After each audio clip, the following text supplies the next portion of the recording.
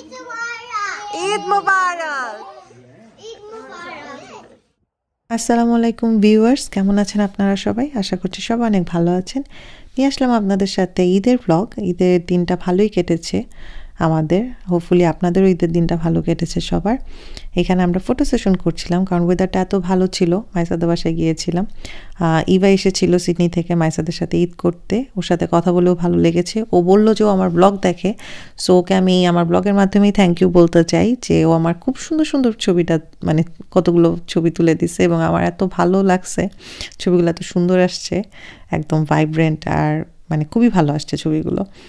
So normally কি হয়, ঈদের দিন আমার ছবি তোলা হয় না, আমি ভিডিও করি, সব করি তুলি বলতেছি, ভিডিও করি, সবই করি, কিন্তু ছবিটা এত সুন্দর করে তোলা হয় না। সেই সেলফি তোলা হয় বা নর্মাল, মানে এতটা সুন্দর করে তোলা হয় না। বাট আমার খুব ভালো লাগছে, ও যে ছবিগুলো তুলে দিছে খুব সুন্দর আসছে আর কালারফুল আসছে। আমার মেয়েও অনেক ভালো ছবি তুলছে, এই ছবিটা আমার মেয়ে তুলে দিছে। ওকেও থ্যাংক ইউ, হঠাৎ করে কীভাবে যেন শিখে গেল জানি না, এটাও তুলে দিছে আমার মেয়ে। তো ওকেও থ্যাংক ইউ এত সুন্দর তোলার জন্য ছবি। আর হচ্ছে মাইসা অনেক কিছু করেছে, পোলাও, গরুর মাংস, স্যামন ছিল, তারপর রোস্ট ছিল, পাস্তা ছিল, ডিজার্টে করেছিল হচ্ছে পায়েস আর সরি নট পায়েস, সেমাই আর হচ্ছে ম্যাঙ্গো পুডিং।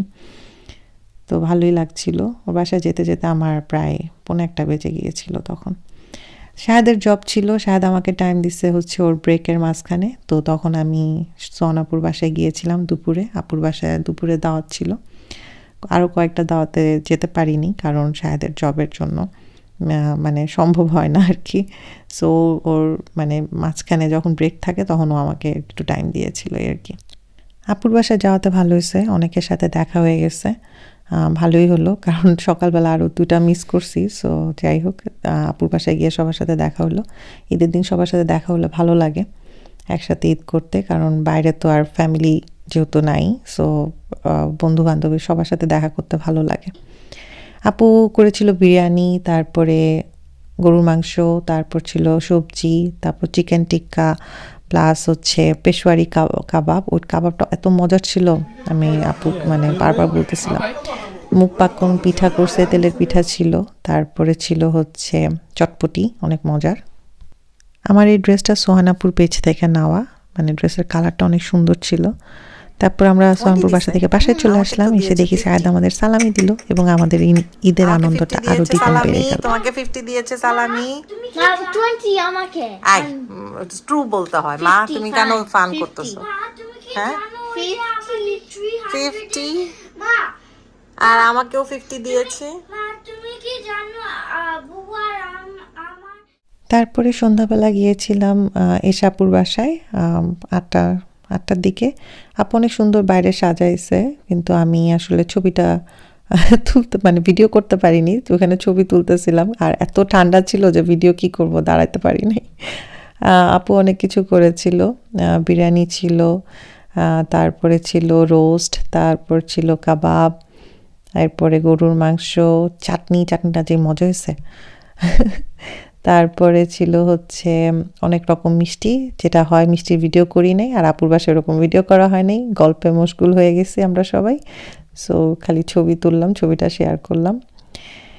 এর পরের দিন দাওয়াত ছিল হচ্ছে, আমি আসলে পরের দিনের দাওয়াত শেয়ার করতেছি ঈদের ব্লগের মধ্যে, কারণ ঈদেরই দাওয়াত ছিল, চিঠির বাসায় ছিল।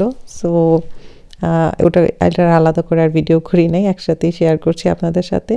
সিথি অনেক কিছু করছে, নিহারি ছিল, গরুর মাংস ছিল, রোস্ট ছিল, তারপরে ছিল হচ্ছে পোলাও, তারপর চটপটি, তারপরে ছিল হচ্ছে রুটি, খাসির রেজালা, অনেক কিছু ছিল, কেক ছিল ডিজার্টে, তারপরে ছিল হচ্ছে পায়েসটা এত মজা হয়েছে, আমি ওকে বলতেছিলাম পায়েসটা অনেক মজা হয়েছে। ঈদ মোবারক। ঈদ মুবারক হ্যাঁ, কি বললাম মা? আবার বলো। ঈদ মুবারক চিজ, ঈদ মোবারক। সে বাচ্চাদের কেক থাকলে আর কি লাগে, মানে কেক পেয়ে ওরা অনেক খুশি। ও মানে কেক কাটা নিয়ে সিথি খুব সুন্দর করে সাজাইছে এই যে বেলুনের এই জিনিসটা, মানে ভালো লাগে ও যখন এটা সাজায়, মানে দেখতে এত ভাল লাগে এবং ছবি তুলতেও ভাল লাগে এই সাইডটাতে। আর মানে খুব কালার কম্বিনেশনটা অনেক সুন্দর ছিল। আর কেমন যেন আমি ওদিন গ্রিন পরে গেছিলাম, মানে একদম পুরা ম্যাচিং হয়ে গেছে। আমি, ঐশী আর সিথি কীভাবে যেন ম্যাচিং হয়ে গেছে। আমাদের কোনো প্ল্যান ছিল না, বাট আমরা তিনজনই গ্রিন পরছি। যাই হোক, সো আমি এই ব্লগটা এখানেই শেষ করি। যদি ভালো লেগে থাকে প্লিজ সাবস্ক্রাইব মাই চ্যানেল এবং অবশ্যই একটা লাইক বাটনে ক্লিক করে দিবেন। আবার দেখা হবে নেক্সট কোনো এক ব্লগে। বাই।